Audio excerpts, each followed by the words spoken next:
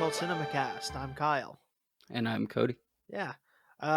Very special episode this week, guys. We're reviewing the worst movie of all of them. This is the worst movie. Yeah, so a little behind the scenes. Every single week we record in Zencaster. It's a recording audio site, I guess. But Kyle always tries to put something in for the title page, just on the off chance that I see it and laugh. Maybe 5 times out of 10 it's something decently punned out, and this one's just called Bad Movie. So I don't know if you just you've you've reached your final form, or we're I tried you just to put random symbols in the thing, and it wouldn't let me. I wanted to do like a comic book swear thing where it's just like random symbols in place of the word. So yeah, but that's not necessarily like the Avengers 1998's fault that you can't do Comic Sans. Like, why are you taking it out on the movie? Oh, I mean, I will if I want to. But yeah, no, this is just the worst movie I've ever seen. I hate this. This is the worst. I mean, I don't know why this was actually even on a list ever. Well, it's because we did that April Fool's thing. Yeah, but see, the thing is we can do an April Fool's thing. It doesn't require a follow-up episode. And it's not like we're following up on April Fools. Yeah, I mean, this is in May. I mean, we're a few months off. I mean, arguably, like when we started season 3, it might have been slotted in for the first week of April, but we've kind of pushed it back, and for probably very good reasons that we will eventually get into with the plot and the other things that we do as a podcast.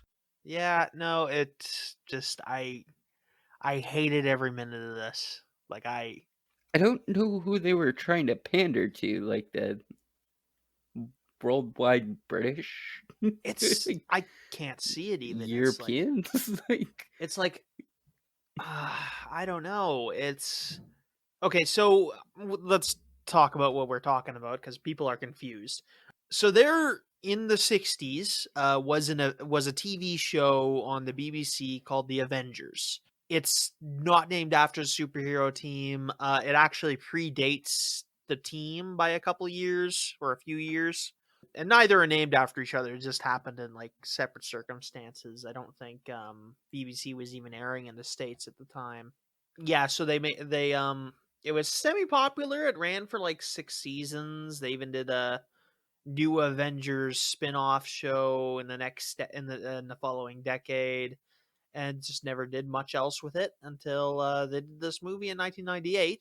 It stars, what is even the fucking guy's name? It is John Steed, who's a secret agent, who would operate with it was kind of like a Doctor Who type setup. Actually, he was the main guy, and there would be like a partner who would work with him. Little different setup, but yeah, and that partner would rotate out. In the first series, I think it was a guy even, and then they rotated through various actresses who would play things. Emma Peel, who is the character partner who's featured in this one, was one of the more popular ones. She's I think she was one of the later ones actually, which makes this a little bit weird. They're not adapting an earlier season, but British TV works a little differently, so it makes kind of sense when you think about it, which I haven't done much because this is the worst movie ever made. I just have no.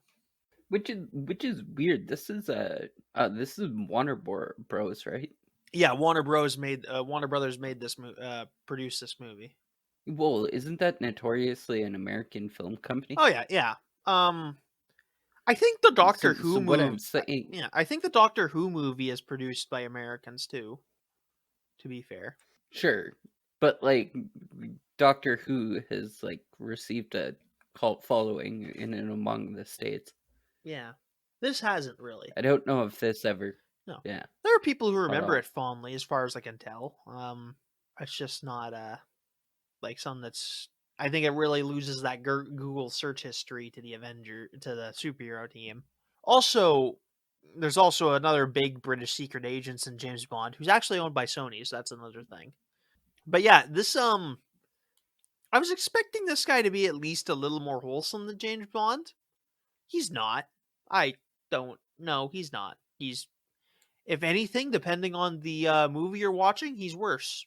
Ralph Fiennes. Well, no, I mean John Steed, the character, who's this Oh, okay, British yeah. secret agent in this. I don't know if he like. I wouldn't say he's the worst, like the most disgusting, misogynist version of James Bond out there. He almost certainly isn't, but he's not more wholesome than James Bond. Essentially, this isn't even like a PG-13 movie. This is, I think 14A. I didn't bring this up on Google even. Oh, that's it. I didn't realize this, but this guy played Voldemort. Oh, is this the guy that played Voldemort? He played Lord Voldemort in, yeah, pretty much since 2005. Okay, so he plays. Yeah, I can see it now that you're bringing it out. But I mean, like another character in it also plays Professor Slughorn Yep. in the sixth Harry Potter. So they have a couple of Harry Potter alums. So Yeah, use. Well, I mean, it's a lot of it's British. It's made with all British actors, except for mhm. Uma Thurman, who plays the female lead in this movie, who has a bad British accent, which is overshadowed by the awful, awful, brain melting, insipid, monotoned dialogue that goes through this entire fucking movie. Like everyone in this movie talks the exact same way. Like they're like, I don't think there's any improv. None of the actors put their own like spin on it. And like some of these guys are good actors. I'd even say a lot of them Mhm. are. Like Sean Connery's the villain in this. That's another reason this is bad. Sean Connery's in this movie and is just made to talk like everyone else in the movie, which just prevents him from doing anything useful in this film. He doesn't choose, he tries his best, but he is not allowed to chew any scenery in this. If you had told me like a week ago before I watched this movie that that I would watch a movie that ends with a sword fight with Sean Connery and you would walk out from it hating it and thinking it was one of the worst films of all time, I would not have believed you, because that is not a sentence that makes sense, that you can ruin a Sean Connery sword fight where. But like Sean Connery was notoriously known for playing James Bond. Like even if I said, "Hey, Kyle, we're gonna watch a movie where Sean Connery plays," I guess I should say plays in a spy film because he's not necessarily the main spy here, but like your mind would instantly go, "Oh, we're gonna watch one of the early James Bond films," which I don't think we've ever done. I don't think we ever plan on it. Nah, maybe, I don't know. I'd have to find like a good reason. Even at that, I say 1998, like quite a star-studded cast nowadays, but like a very British star-studded cast. Well, Uma It Thurman, loses a lot of curb appeal in the States, if I were to say. Like, Sean Connery might be your only saving grace in that actor lineup, except for maybe Uma Thurman, who was kind of like, I'm not going to say an up-and-coming thing, but no, she's been around for she, a while yet, because she's in Kill Bill and whatnot, or Kill Bill's later, actually. Kill Bill's after this. Although Pulp Fiction she was in. That's the one. Batman and Robin, Oh yeah, I suppose, but that's not a good film. which came out a year before, and I guess, yeah, Pulp Fiction. Yeah, no. Maybe I'm overestimating Uma Thurman's acting credits at this point in time, but Well, even at that. I mean, everyone in this movie is effectively crippled by the way they make everyone speak in this, which is just like really like snidely passive aggressively formal is the best way I can do it, say it. It's just like everyone's just trying to like being all smug, but at the same time really formal, which would be okay for a bit, but everyone talks this way. Mhm. So you lose I lost my taste for it within minutes. Like there's jokes in the movie that would have landed if like there was any other type of dialogue in this movie, if anyone gave any other kind of delivery. Yeah, it's almost goes past like its general Britishness. It becomes kind of I don't know, like a parody in on itself by how British it's trying to be. Who's the okay? So the director is Jeremiah Chechik. Fuck, he's Canadian. Damn it. Sorry, guys. Yeah, he's from Montreal, so French Canadian guy. He was nominated. He was only nominated for worst director at the 1998 Golden Raspberries. He should have won. What else was there? They did the remake of Psycho that year. Okay, I understand why he lost. I'm not saying the Psycho remake is worse, but it's like certainly a more egregious sin. Yeah, so why? Why did they make it like this? It's just like I cannot stress there is not a single break from from this delivery the entire time. And yeah, there's some jokes that would have been fine if like anyone talked differently, but nope, they all talk the same way through the entire movie. And like I just cannot find a single thing where like I could give this like like a good like a good point. Like there's a car chase scene that's kind of okay, but it's kind of damaged by these terrible late 90s CGI insects which look terrible. But the physical effects within the shot are all right. But I just can like I took away I that would that's the one scene that would have brought this up to a 2 for me. But I took it away for other stuff. So that's my score. I'm giving it a 1 out of 10 because I need to have this be the worst reviewed movie I've ever done. Okay. Yeah, so this is also in the dark age of cinema where like everything's got like terrible CGI and it all looks awful. It's where CGI basically looks at as worst. There's no production. Oh yeah, refused to allow any early press screenings. Reduce the film time to 89 minutes to 115 minutes. Thank God. Thank you, Warner Brothers. I This is like I cannot imagine a full 115-minute version of this movie. That would be literally unbearable. Yep, no, that I could not have done that. That would have been the absolute worst.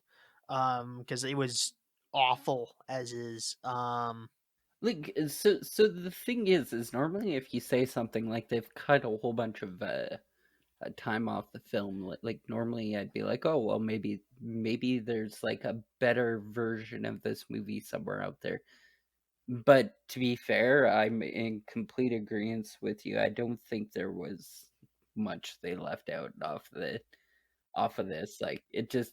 Okay, so the plot is like kind of very nonsensical at points, but like Mhm. it's so insufferable that like you don't care. It's not even like the top. It's maybe like the fifth worst thing about this movie is like the plot sucks. And like is totally weird and doesn't make any sense. Yet cut out a scene early on where the one villain destroys a science installation, which yeah, that's I didn't miss that. I didn't care for it. Maybe it might have like raised the stakes in my opinion a little bit. Like I don't know. maybe we should get into the plot. Maybe we can address this a little later on into the just to get a bigger picture Yeah, we'll get understanding of yeah. what we're talking about. Yeah, no. Oh yeah, it received it swept the Razzie. Oh, it won the Razzie for worst remake or sequel. And it won the Stinker Movie Award for it swept both the Stinkers and the Razzies, and it won worst resurrection of a TV show on the Stinkers. How did it not win most annoying fake accents? What else was going on this year? Okay, Yeah, I because guess Spice World was around. That could maybe have been it. Like that's something that people that might be so bad it's good, but I can see that not being as fun in 1998. Oh, this also came out the same year as Godzilla, so that was yeah. This has deep competition from winning those awards. That this could have easily won like 30 of these on like the on like a better year. Yeah, it didn't win worst on-screen couple either. That's also terrible. Oh, Adam Sandler won worst fake accent for The Waterboy. Okay. okay. I haven't seen that movie. I can't imagine it's worse. Yeah, I have also not seen Like Waterboy. I have stated that I cannot imagine a worse movie. This is the worst movie I've ever seen. So, and I am like I don't ever want to be corrected on that. That seems worse. Is this like? Why haven't we checked this out? Which Okay, there's a 2017 film called Guardians about a Russian superhero film oh, during the Cold War. It won the 2017's worst film, according to this Wikipedia article. we could watch that in But season by the 4 looks maybe. of things, there might be a boxing bear in it, and now I'm already very, very impressed. All right. The worst movie ever made starts with a guy with a hat and an umbrella. Our hero. Ugh, ugh, I don't want to say the words again. Not referring to him as that. I mean, technically true, but only because. I mean, him losing would not have been better. So there's that. Yeah, no. Anyway, moving on with this dog shit. So, yeah, he's got a hat and an umbrella. He's got like a interesting gimmick, actually. It probably was really nice on the show. I meant to watch an episode, but I couldn't find it anywhere without paying money for it, and I didn't want to. It would have only have. I imagine it would only have reinforced my belief. Yeah, I mean, that sounds very oddly specific. So yeah, he's walking around through a town, and he ends up like getting attacked by random people who he beats up. No trouble, no trouble at all. He's shown to be like perfectly competent. Like there is not a single struggle he encounters through the entire movie up until maybe the climax, where he has Mhm. some difficulties fighting Sean Connery, which is, I mean, like, oh, I can beat up everyone except Sean Connery in a movie, so that's not damn it. That's Yeah, and I mean, this is like 1998 Sean Connery. He's not like young at all in this movie. although Sean Connery is still cool. Like he's done more stuff than James Bond. He's been in lots of great movies. That's clearly not my point, though. I mean, yeah, he's older, but I mean, he's still fucking Sean Connery. He looks like a badass. No, no, he's definitely not Sean Connery. In this movie, he's fucking a 60-year-old scientist by the name of Sir Auguste Winter. Yeah, that's a terrible name. I assume that's from the show. What I'm saying is this is like 26, 27-year-old failed to beat up like this, I don't know, 60, mid 60-year-old scientist. I can't find if it's a remake of an episode. But I mean, like by movie logic, I can buy that Sean Connery would be like a threat. Like and like he could have been amazing in this. Like it's not like Mhm.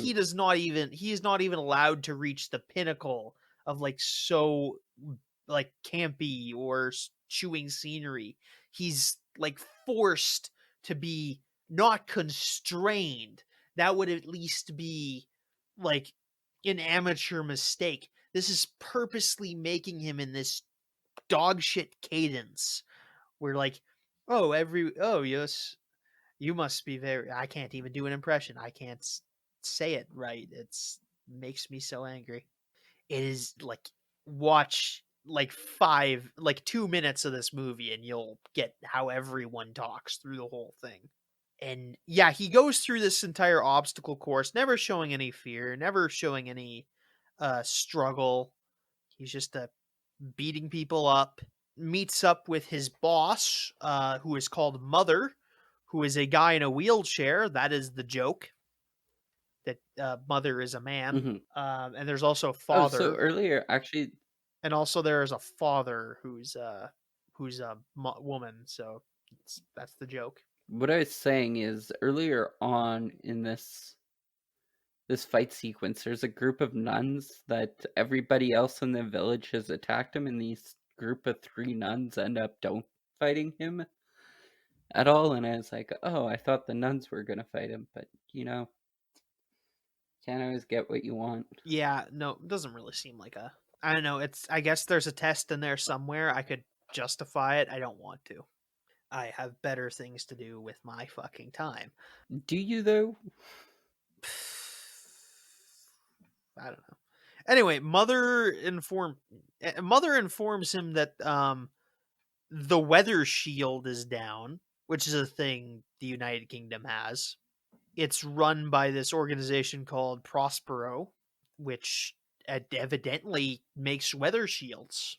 It is not explained how they have come to possess this science fiction technology. Nothing else is science fiction. It's just the stuff. They just have science fiction stuff. It's not even really strange. It's odd. And not even just like in the James Bond sense where like there's spy things and those are scientific. And there's like one guy with a super weapon. They just have a weather shield lying around. So that implies like there's a lot of high-tech stuff going on in this world, but not really. So yeah, this is worse James Bond. Yeah. Also, like, I don't want to say this is based out of London, but isn't like the European like notoriously known for being kind of have shitty weather and be like really gloomy? No, this is based out of London because they Well, even at that, that reinforces what I'm saying. Like, notoriously, London is very foggy and also rainy a lot of time of the year. like I can totally understand them wanting to build a weather machine, but everyone wants to build a weather machine. Like there's scarcely a place on this earth where a weather dominator would not be a useful device. Yeah, I'm really throwing a lot of fucking shade at the British weather patterns when like we're supposed to snow on Friday in the middle of May, so Yeah, they're threatening us with snow. Yeah, flurries. Like rain, maybe flurries in May. yeah. This is where we live. This is where my ancestors put me in instead of whatever was so wrong with England. Oh, who am I kidding? I know what's wrong with England. Am I in a better place? I don't know. Maybe slightly. Who can say? I don't understand how the British settlers can come across to Canada, see a huge expanse of like free land, and go, you know what we need? More fucking Europe. Yeah. Like, because clearly what they're doing over there wasn't working. They've been in like fucking 7 years worth of war by the time, and then they continue on for another 150. Anyways, that's like super off. Yeah, no, marginal improvements on politics from Europe. That's all we got. It's like it Kind of. like okay, so not necessarily today, but like in the 19th and 18th century, absolutely a mild improvement to be living in the States rather than like 19th century England or France. So yeah, that's something he informs him mother informs John Steed of. We're introduced to our female lead, played by Uma Thurman, Emma Peel, who gets a package in by courier that says for her to answer the phone. Why didn't they just call her? I don't know. This is what I'm talking about. This is the kind of nonsense levels of formality that is present in every line of this movie. None of it fucking makes any sense. It is like everything you could possibly hate about British culture just in this movie. They don't like they don't end up touching on the rampant turfism, but I wouldn't be surprised if there's some subtext to this. I don't want to find that out. Yeah, you kind of almost need like an American to British fucking translator to halfway through. Not because it's hard to understand anything. It's just not. It's pretentious. That's the word I was looking Yeah, for earlier. It's pretentious. It just right goes on. Yeah. way past the fact that it just becomes convoluted. Oh yeah, and it's again through the entire thing. There is not a Mhm. moment where it turns it off. And this is kind of what I was talking about earlier. We really didn't have a whole lot of stakes coming into this movie. That's why I said maybe if they would have like destroyed something or blew something up, it would have kind of gauged my interest. But like this is basically a presumption of what everything that happened so far in the movie, or a recap of everything that happened in the movie. We see a fight scene between John Steed and some random nobodies that play zero part in the movie later. He goes to a meeting, gets put on an assignment, I'm assuming. Yeah. Okay, so back to Emma Like, Peel. She gets told to go to a gentleman's club to have a meeting. It's called Boodle's Gentleman Club or something like that. She arrives and they tell her that you can't come in here. This is a gentleman's club. No woman has sat in here since 1762. And I'm like, what the fuck kind of origin story is that? What happened in 1762? Why would why? What does that have to do with anything? This is such nonsense British bullshit of nonsense tradition. Like they're giving her so much. They're trying to formally trying to get her out. She just kind of ignores him because they're doing something stupid. There's no possible way this is enforceable in 1990s UK, as far as I know. I hope not. Could be though. I don't know. So she I mean, it's not the first time I've kind of seen this trope in British television where like, oh, a gentleman's club is secretly like a front for the like UK British Parliament for some weird reason. yeah, I don't see the that did correlation. also happen in Around the World in 80 Days. I think that was a plot point actually. Another terrible movie, which is slightly better than this, where Which one? Around the World in 80 Days, 1956. Which one? 1956 one. Okay. I So the watched one we've done. yeah, the one me and Victoria did.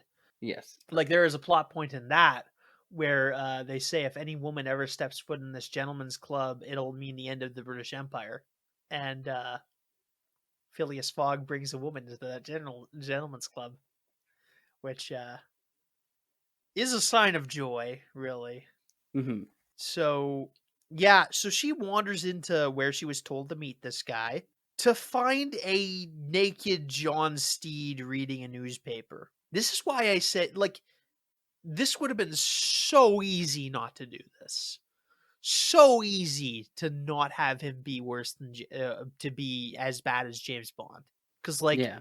James Bond's done some shitty stuff, and Sorry, what was the actual rating on this movie? I haven't seemed to I'm find it. reasonably sure it's 14A.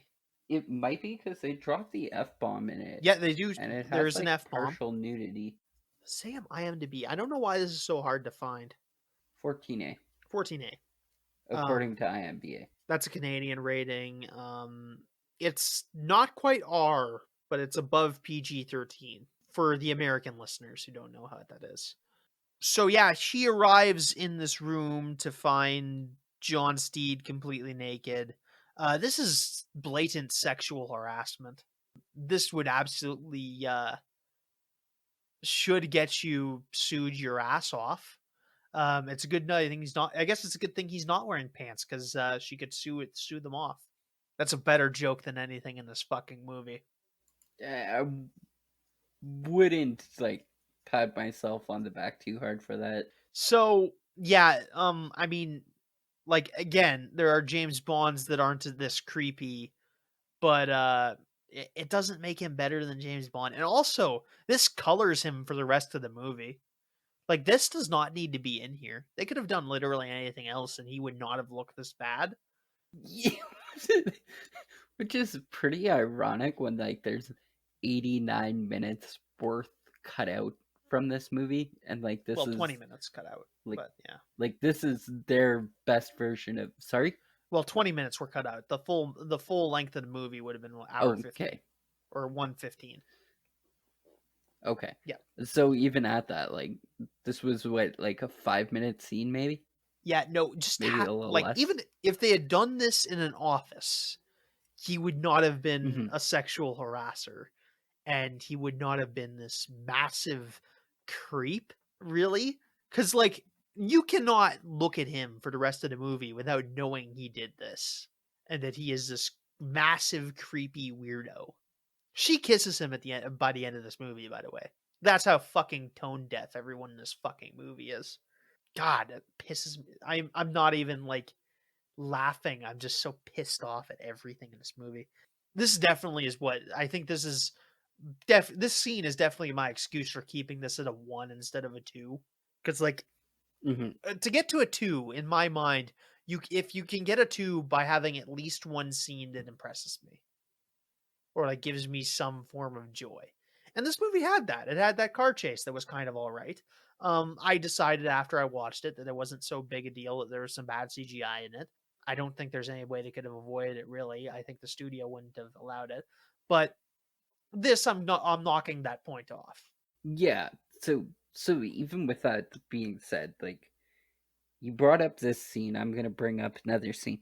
One of the scenes that I actually did enjoy was the sword fighting scene. I have thoughts. I'll get to them later. Between Uma Thurman. Oh, that one. And okay. John Steed. Yeah.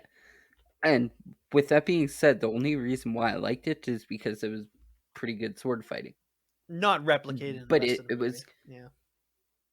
Yeah, but it was completely and entirely covered up by this like shitty, witty banter that's supposed to be going on between these two characters that just it wasn't all that good, and is like, oh, look at me, I can sword fight, and that's like the whole like I don't know, like need for it, like we're trading. Oh, we got to prove Uma Thurman's like competent in some like which way, shape, or form in this film, or she's just going to be completely overpowered by this British. Entirely unnecessary for reasons I'll get into, but it's entirely unnecessary for the sword fight to happen. And yeah, again, it's covered with this shitty dialogue that ekes through the entire movie. And they've tried to establish like callback jokes within the film that just kind of have fallen flat throughout the whole entire movie for me.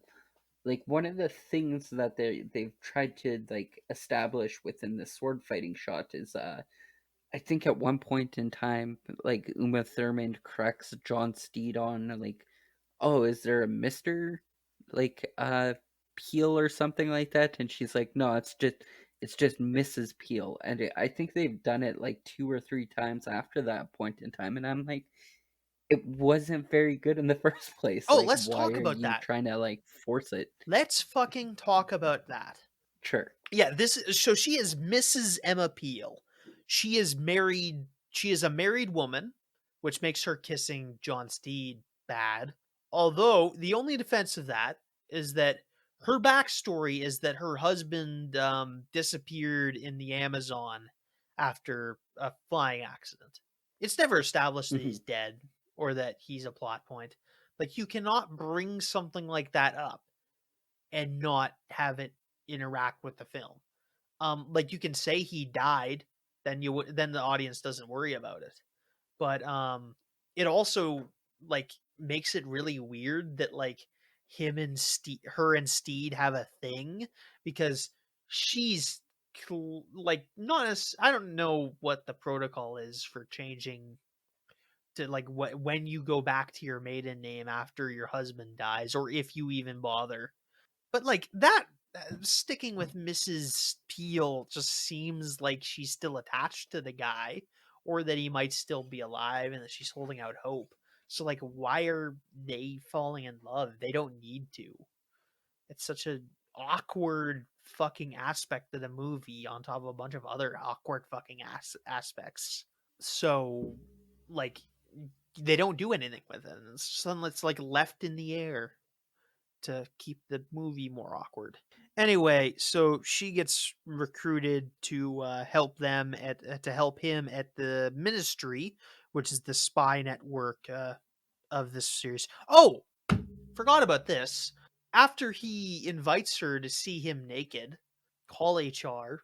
First of all, if this ever happens to you, like leave, call HR. If they won't listen, call the cops. Do not take this for anyone from any reason.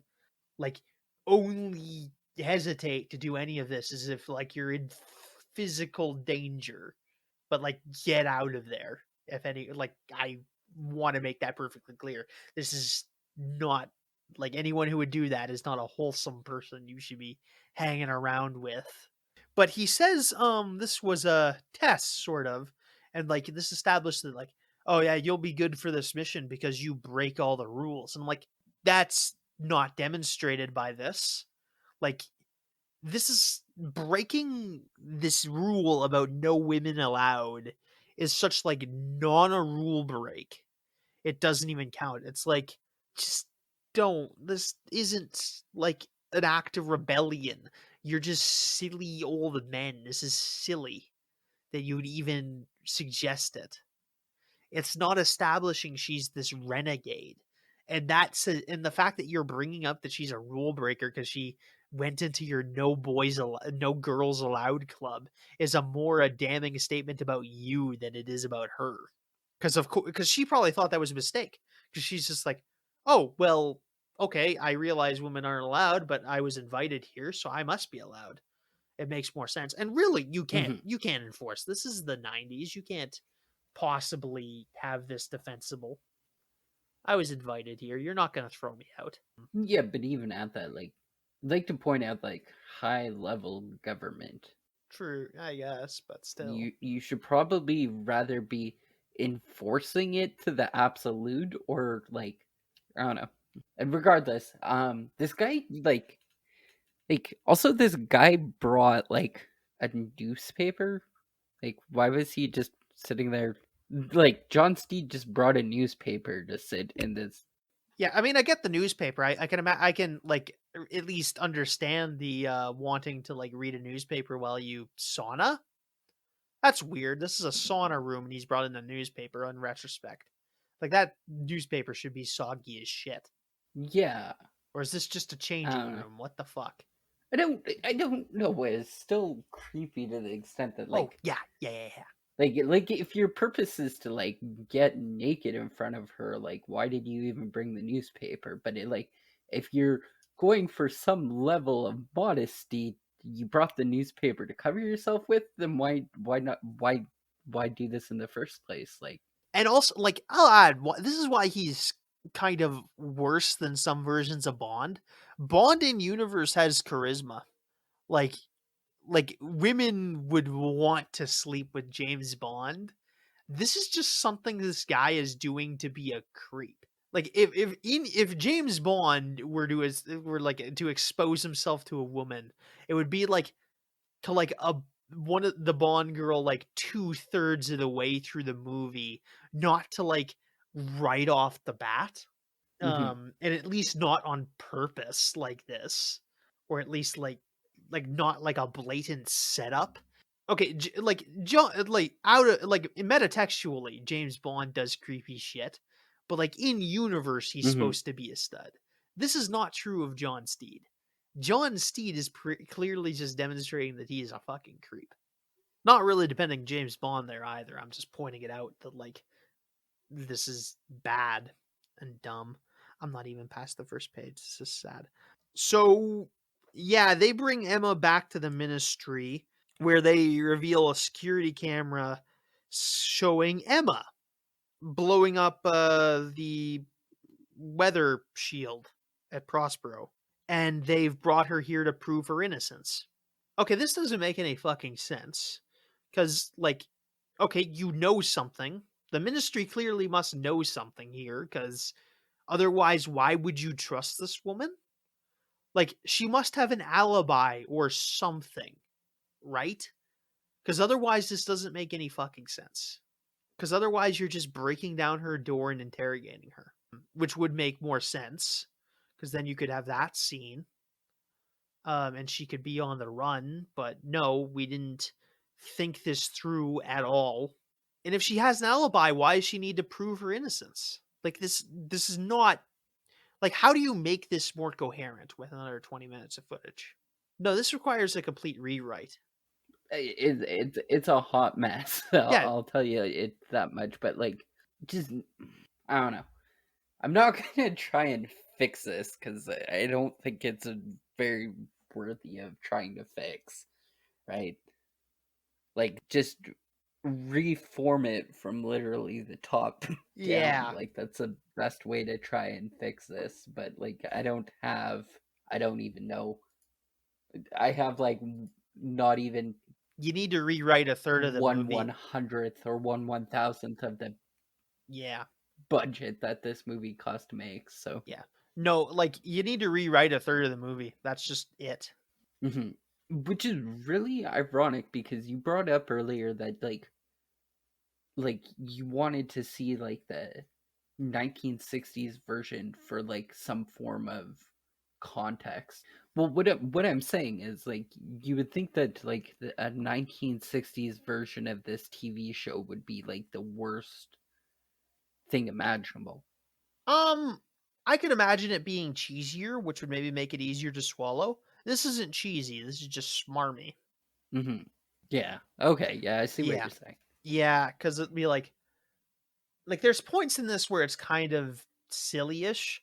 Like, I think, like, on some level they're being like the Get Smart movie, where it's kind of trying to be a parody. I think on some level they think they're doing that. They're not. It's like, yeah, but like, I don't know about you, but I like Get Smart. Yeah, no, that's a good movie because that's a proper parody. This is trying to be serious while like winking at the camera and just being like, "Oh, how stupid is all this British shit?" I'm like, "Yeah, it's pretty stupid. Why are you showing it to me?" So yeah, we get our fencing exposition. So yeah, there's essentially a duplicate Miss Peel running around, which this could be way more interesting. Like, you could have had this easily set up where like you're questioning whether or not she's the real one, or whether like why there's even a clone in the first why yeah, it's a clone. I don't have the patience to not say this. There's a clone of Emma Peel.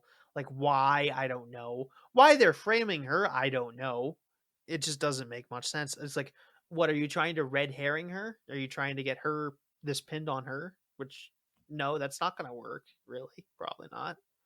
There's just like, this is dumb, and I figured out very fast that it was dumb because here's what happened every single scene that this Uma Thurman clone came into place. For example, she shot John Steed in the chest later on in the film. Within the same, like, I don't know, 5 to 10 minute, I'm going to say closer to 5 minute time period, John comes back to consciousness, and Uma Thurman, like, just tongue in cheek says, "Oh no, it wasn't me that shot you." Yeah, that's not explained. That it's And such a weird it's scene. like, it does it constantly though. It does it more than once though, and it's one of those callback things, like we're like supposed to like, oh, this is kind of funny because they did that earlier, like, but it really wasn't funny in the first place. Like, like, we're supposed to question. I think what we're supposed to do is question whether or not it was her that shot him, which it's clearly not, Mhm. because that's, or no, it might be. The way it's framed at that point in the movie, it might be her that shot him, but it doesn't make a lot of sense that, like, she's just, they're playing coy, and like he's trying to like get her to admit to something, but she's not admitting to it because she doesn't know what the fuck he's talking about. And like it's a whole dance that like they won't fucking own up to because they're married to being subtle about everything, even when it doesn't make any fucking sense. No one's straightforward in this movie. It's awful. So yeah, at this point they go to meet up with Sir August de Winter. Not a ton of build up for that plot point. They just decide that's who they're meeting with. After they have their little spar in Taylor's for whatever reason. Sir August's house is like in a big mansion. It's got snow globes everywhere. Emma's sent into the mansion to distract him, which okay, that doesn't make any sense. They don't know that okay, like I would have thought they knew that she was innocent, but they don't. That's not a stat. They haven't figured that out yet at this point. So they're just trusting her to go interact with the possible villain on her own. Yeah, which is even dumber when they're like, "Oh, we brought you in because we think you're going to clear your own name." We have Vizio evidence of you trying to committing a terrorist attack. Sure, but like, yeah, at that point they should have just been like, "Okay, like we're going to like I don't know, I guess the Geneva Convention probably doesn't allow for that anymore, but I don't like know. this was early 90s, I don't 90 know. 60s? Supposed to be 60s, correct? No, I think this takes place in the modern day. Kind of. Okay. I don't know. Um. So yeah, Sean Connery plays the villain, Sir Augustine de Winter. He has a greenhouse. He sneaks up behind Emma and kind of chokes her a little bit because Sean Connery? I guess he's just being creepy Bond. Like, okay, but he's also just being Sean Connery at that point. I don't have answers. I can't even keep track of what they're talking about half the time. I have it written down here 3 lines below where I am, just like, what are you talking about? Because they're just not having any sort of straightforward conversation through the whole thing. It's such Yeah, I'd love to nonsense. say that I've had answers for you, but honestly, I fast forwarded through a lot of the dialogue. So John Steed's wandering around the compound when it starts snowing like really heavily, and he has to hide in a phone booth, which is randomly like a red phone booth. It's just placed randomly in the middle of this yard. It turns out to be an elevator later. Yeah, he gets shot by he gets met up with by Emma Peel on a dog sled for no reason. There's no build up for anything. We're not like set up. It doesn't make sense. They've clearly demonstrated that Sean Connery's the villain, and they just leave after this. They don't go after him any further. It doesn't make sense. Like they know where he is. Hmm. It doesn't. This is a dumb movie. So yeah, Emma Peel gets to him on the dog sled and then shoots him. This is what Cody was talking about a little earlier. He wakes up later, later, with Emma Peel apparently having drugged him to safety. Like they are just refusing to make any definitive statement. Like they are just being intentionally vague with each other, which doesn't make any sense. Because if they were even like slightly straightforward, either of them, like, there's no reason for Peel not to be straightforward. She's being needlessly suspicious. I can understand what John Steed's doing. Emma Peel has no excuse here. But yeah, they do Hmm. this, and like they just do not explain this. So like, ugh, I hate it. I hate this so much.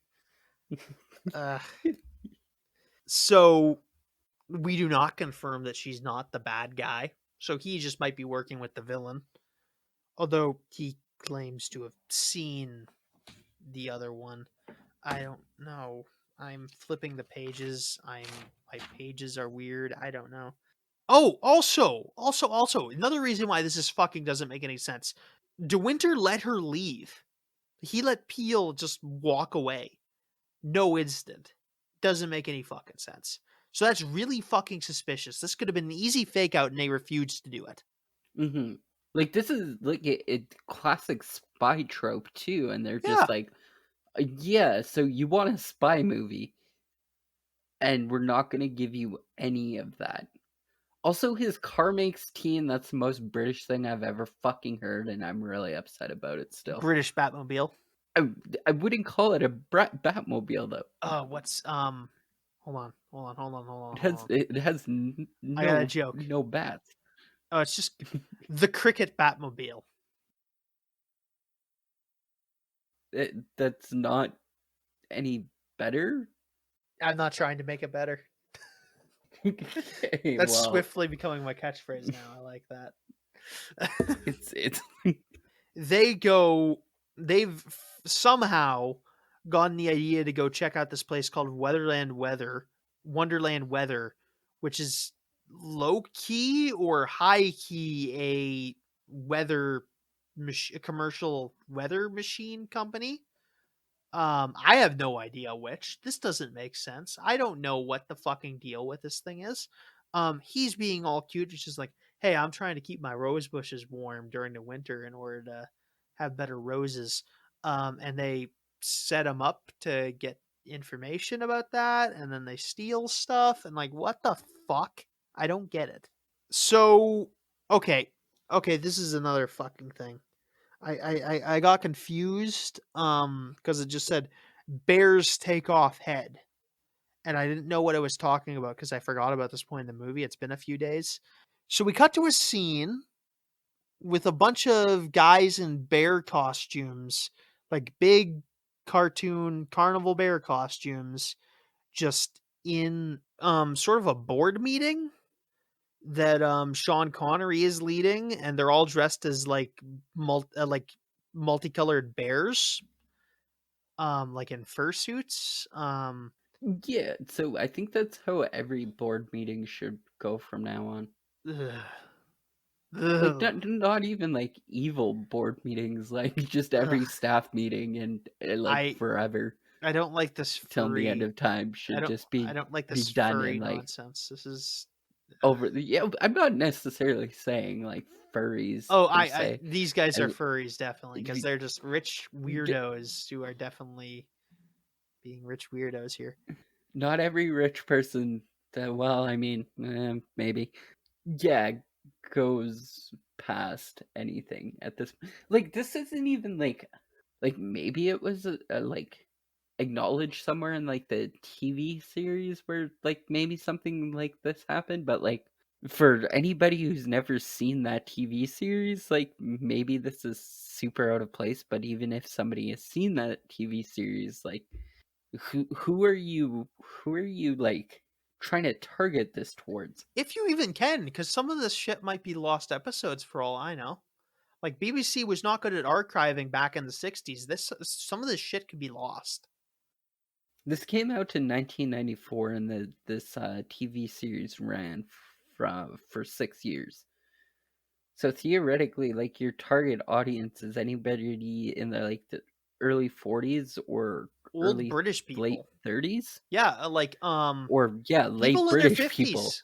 50 in their 50s at who had least. access. Like cable wasn't even a thing back at this point in time either. No, Like how many British channels did you I don't get? know. But yeah, this is a movie made for yeah, we got to we got to acknowledge this. This is a movie made for British people 50 and up. Like that those are the people who are coming back for this. Like there has not been a ton of Avengers stuff for all I know.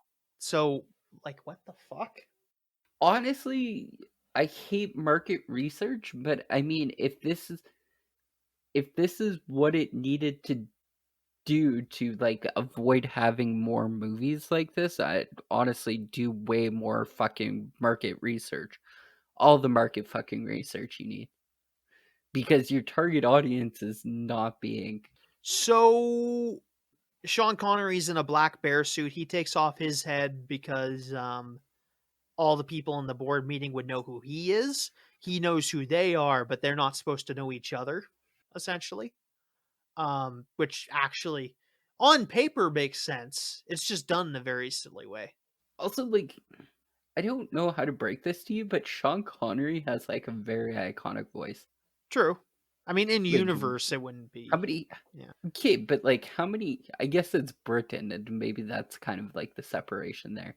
But I was gonna say, how many like Scottish, like, I talk like this, guys do you know, like, just running around? Could be a lot. I don't know. I don't live in Like, the UK. like the point is to hide his identity, but like, I don't know, try voice changer or some shit Okay, too yeah, while he you're at doesn't it. even need to be in a suit. Like, straight up. He just doesn't need to be in one. Like, he takes off his hat here for Immediately, some yeah. big reveal, but like, we know who Yeah, he we is. knew he was the villain like 10 minutes ago. Yeah, okay. And this is just here so that they can have a fake out later where like someone else is in the black bear suit. That's all that's all the reason he's in the bear suit now. But okay, so he talks about what the evil plan is, and he asks which one of the bears wants to resign, and the yellow and green bear like raise their hands, and he kills them with very tiny darts. Like, how does that work? They're in giant bear suits. They wouldn't penetrate that deep. Just shoot them. Like, I have genuine concerns that that even works. I'm notoriously on the fence about how that does work, but I'm also like, why go about even putting the effort and trying to. I'm not gonna say blow dart because I don't think he blow darts them. He definitely throws these darts, Oh correct? yeah, these are like thrown or shot from something. I can't remember. Either way, they don't penetrate enough into the suit. Yeah, but like if you're going to be like, well, would anybody like to resign now at this point in time? Why not just blast them straight in the face? Like it I'm not going to tell Sean Connery how to be an evil villain because He's probably better at it, to be know fair. how long he's been. Yeah, definitely better at it. But what I'm saying though is, like, if you're trying to send a message that, like, oh, you can't back out now, you don't pussyfoot around it. You just, like, straight up slit their throat or something. They just kind of, like, blow darting somebody And is like the. this isn't a kids movie. They can just blow these people's heads off. It wouldn't change the rating. That's what the bear head's there for. Like, would a blood would like them falling over or change anything? Like, I don't think that would bring you up to an 18A, which is the only thing you'd be going up to. I'm sure this is an R rating, Mm-hmm. isn't it? Or like, 14. yeah, but like in the States, because they have a little bit different system. Oh yeah, it's a PG-13 movie in the States. But I still don't think that brings them to an R. Like, I don't think that does that. Having little blood spots on the Yeah. bear suits.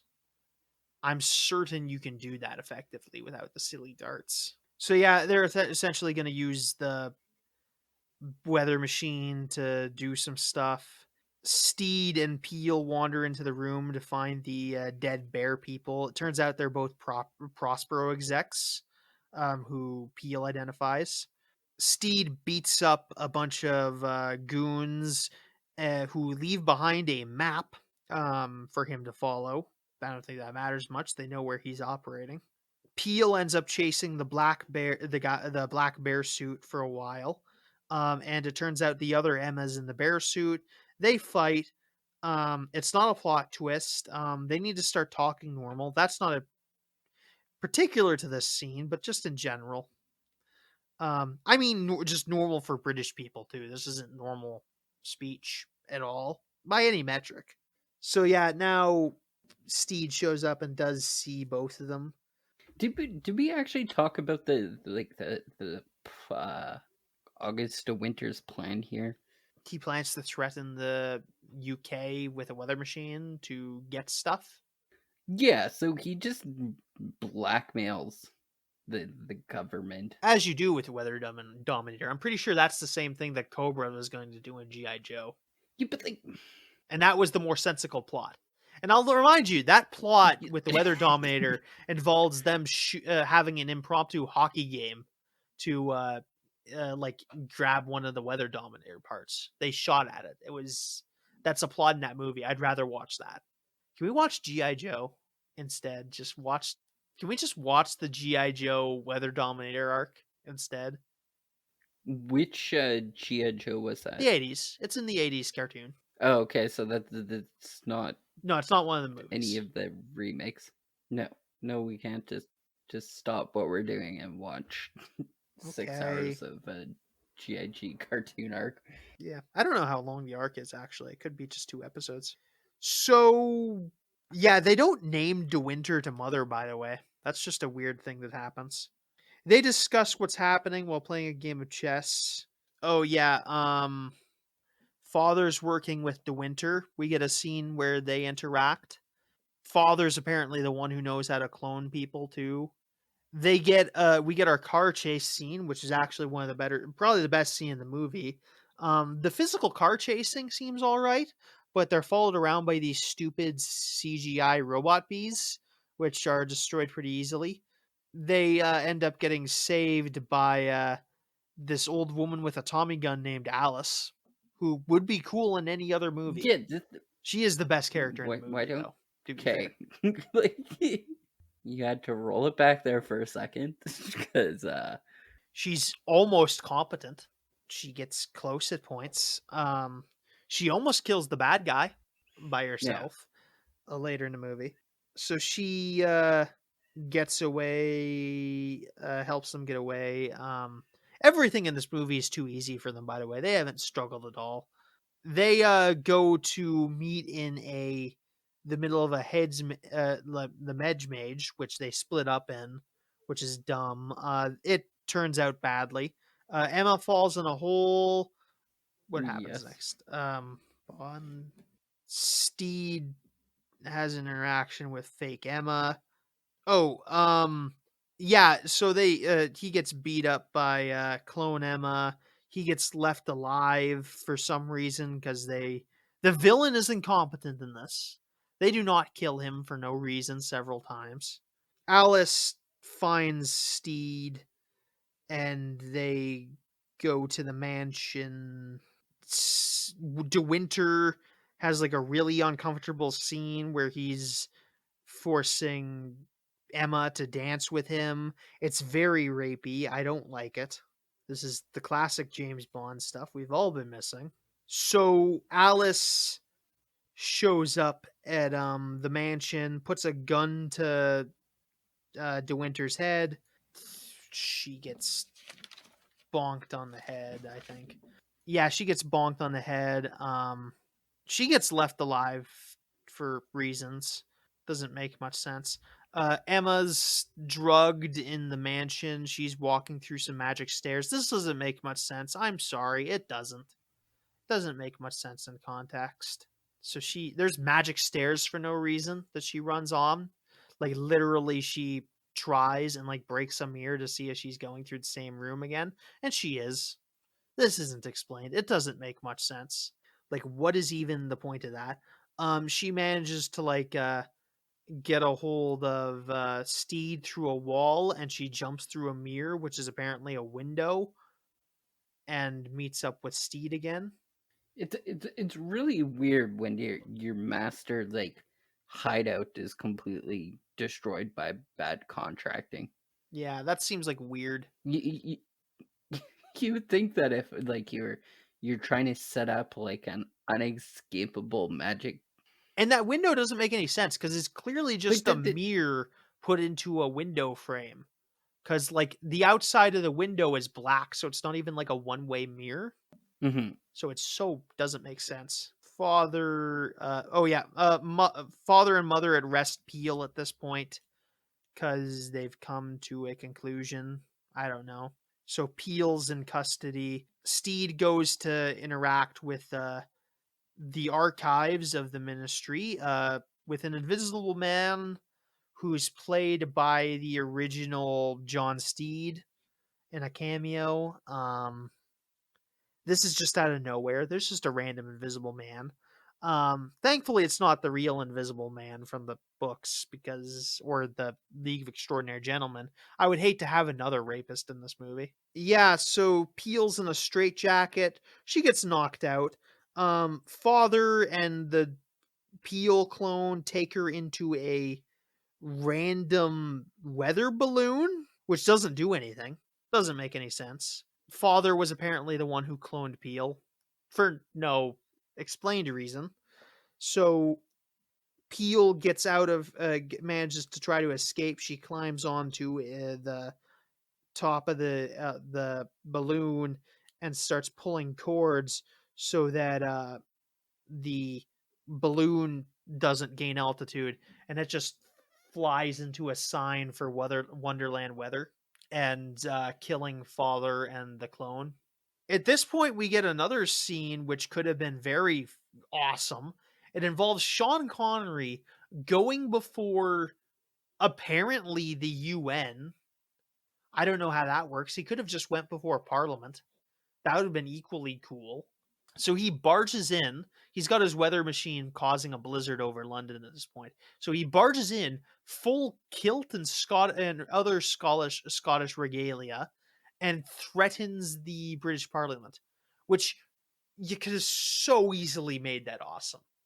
How are you not? He's not even doing this to be particularly patriotic. He's not like demanding Scottish freedom. That would have been a cool thing.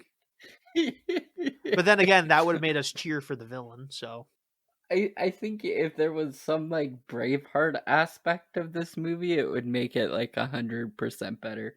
Like, oh, like Sean Connery's an asshole in this movie, but he's like, on paper he's shown his genitals to one less female, and he's also fighting for Scottish like freedom. Like, no, yeah, he'd like be the hero of the movie, and it would undoubtedly have made this like way less mass appealable, but it's not mass appealable as it is, so you might as well take a stand. Although that would mean this movie is anti-Scottish. This would make the movie anti-Scottish independence, though, which wouldn't be better. But I can't hate. unless he succeeds in the end. Could, but I can't see them making this movie better, and I can't imagine hating these characters anymore. So I've already assumed they're just like imperialist scum. So yeah, Alice tells Mother about Father, so that's a bit of information, and they're setting in on the finale. Mother has a very serious conversation with the Prime Minister. It's dumb. They kiss at this point after Steed was tracking them in the balloon and she falls into some snow to escape. They kiss. It's fuck off. Get out of here. Quit bothering me. They wander over to the mansion using bubbles to water walk. That makes as much sense Mhm. about as what I made it sound like. Oh, and here's an interesting aspect. But wait, is that not like scientifically viable? I'm sure it is. Yeah, I think. Like, is air lighter than water? Yeah, you can put yourself into a big in a big rubber ball and you'll float. Okay. Yeah, it's a thing. That's a Okay. practical effect. So, oh yeah. Also, yeah, I gotta stress that like two of the biggest baddies in this movie are already dead. Like not even all that close to the end. Looks like no incident. So Steed's been tracking her with a micro tag. So they meet up. They walk over to water in the suits. And here's an interesting aspect. Peel is wearing a leather cat suit, which is better than the one that Scarlett Johansson wore in Iron Man 2. And also Avengers, kind of. I'll think it's closer on par with that. So yeah, through line. You said a cat suit? Isn't it a cat suit? How do you classify a cat suit? A gimp suit that cuts off at the neck? Okay. So just all leather is what you're saying. Yeah.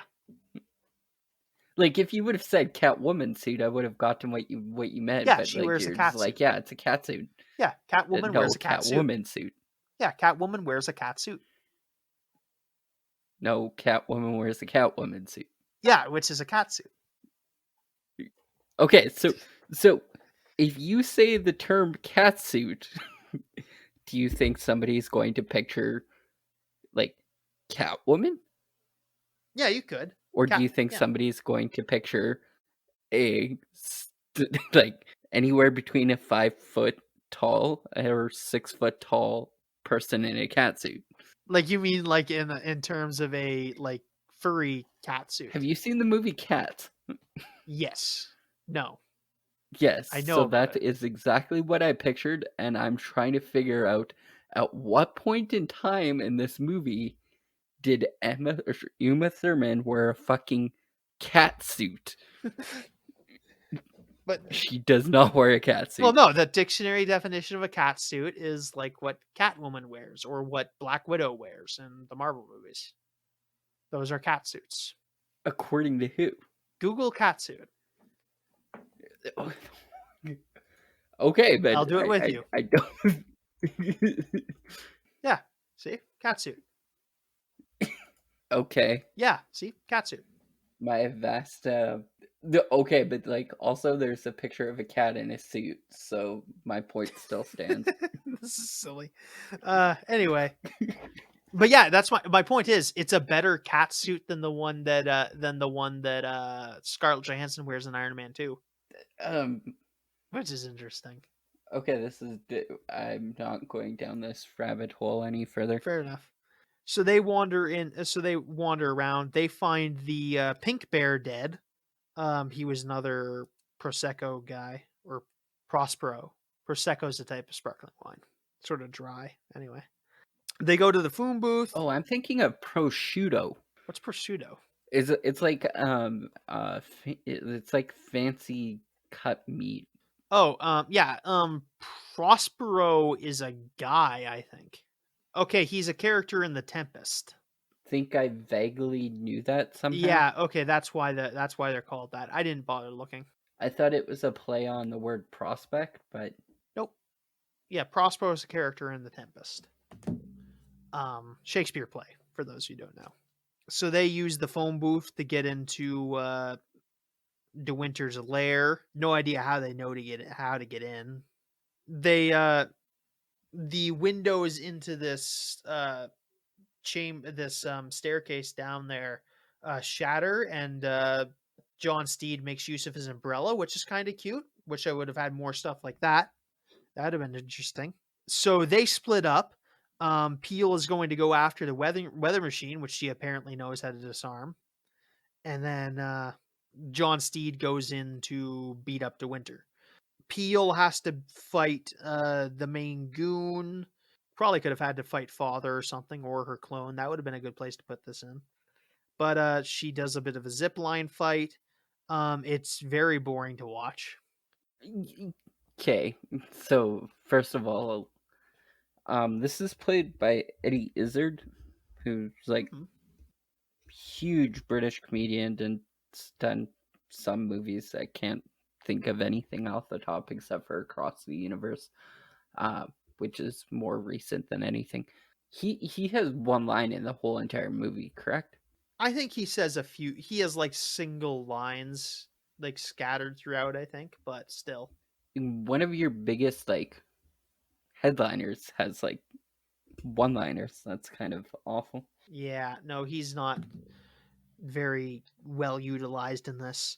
He ends up falling from the zip line, dying presumably. They dub in the word "fuck" in here for some reason. It doesn't make sense. It doesn't seem necessary. They dub it? Yeah, it sounded dub. It sounded dubbed in.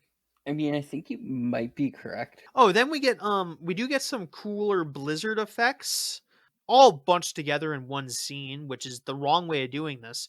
The right way to do this is to like intersperse these three parts of the climax, like cutting between them every once in a while and like having the city blow apart around them. So which they don't do. Like it doesn't make much sense. It's a badly constructed climax.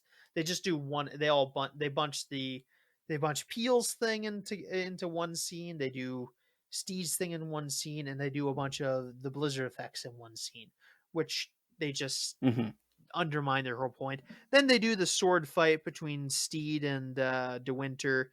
It's shot very badly. You don't get a great looks at it. It's shot from like far away.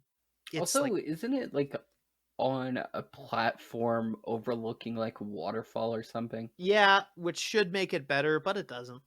Yeah, it was very like single path, like early, like you would actually think that like what's his face, like Sean Connery would be at a bigger disadvantage in this fight scene And you know what else sucks? He doesn't even have a because sword. notoriously, He doesn't. yeah, notoriously he's been using like a bow staff type ordeal, correct? Yeah, he brings out this sort of staff type thing. And I thought he was just gonna bring out a big sword during this scene, which he doesn't really.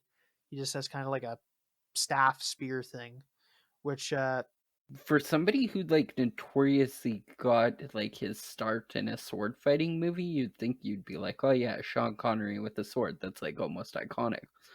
Instead, they've just kind of, oh, let's give him a bow staff. That's cool because he's like an old scientist. Like, okay, fuck off. like you could make him badass in this. That wouldn't have been hard, but they refused to. Mhm. So he ends up losing the sword fight after a while and gets sucked into the air by lightning for some reason. It's such a lame end to the fight. Yeah, I don't think that's how lightning works. No, no, it's not.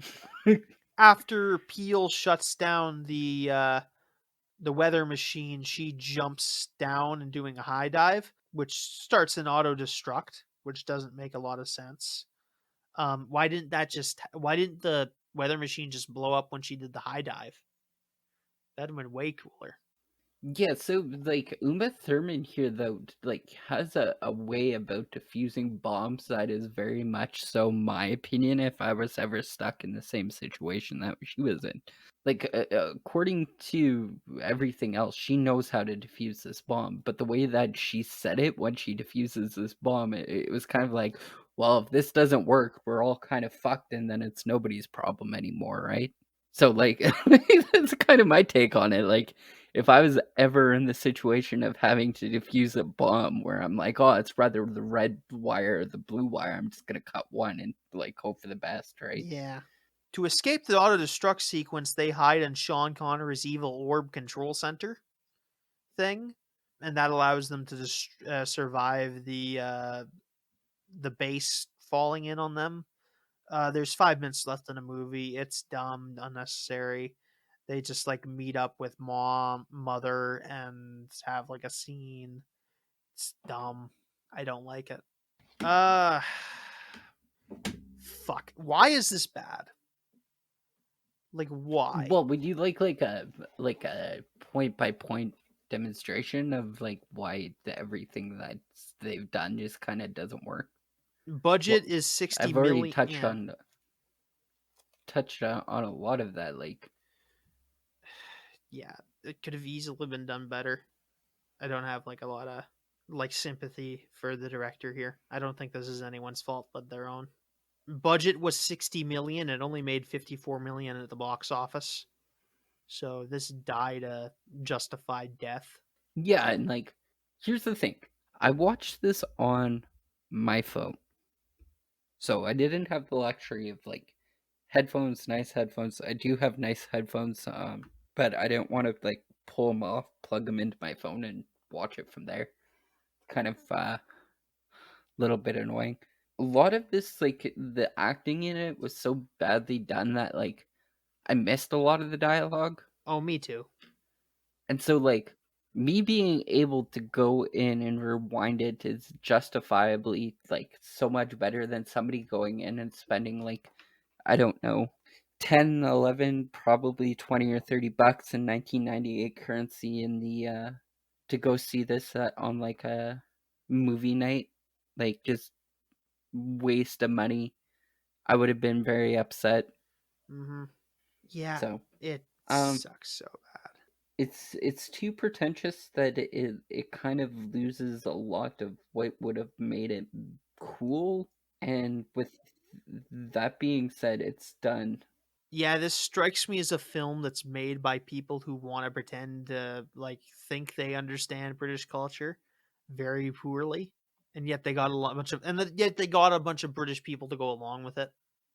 I don't know how. Would you like to hear my opinion? Yeah, go ahead. Do you see the $60 million on screen? I guess, kind of. Some of it's nice. They got the CGI bees, so that would have been a lot of money.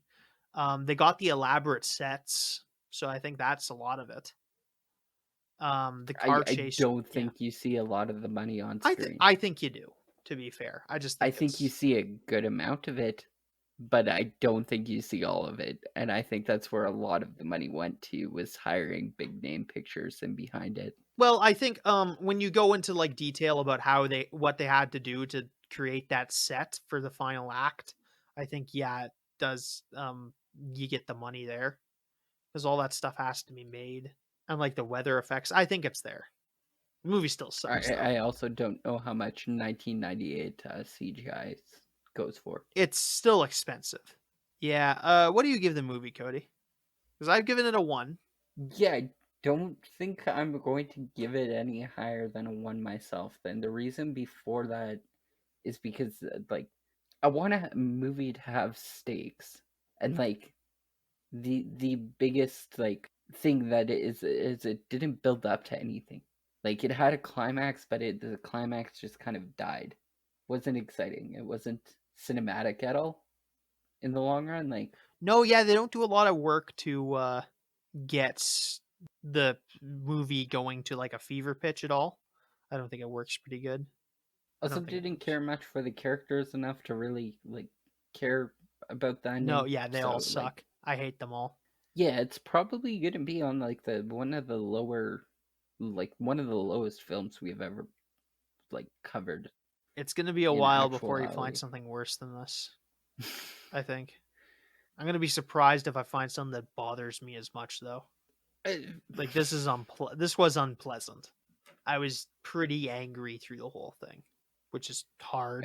I think I've said a lot about what I've had to say throughout the whole entire film, so I'm just gonna leave it at a 1 out of 10, because honestly, the only reason I think I've given it the 1 is because of the sword fighting scene in the beginning, because it was very reminiscent of actual fencing, which is enjoyable. But so yeah, here's even the best thing about it.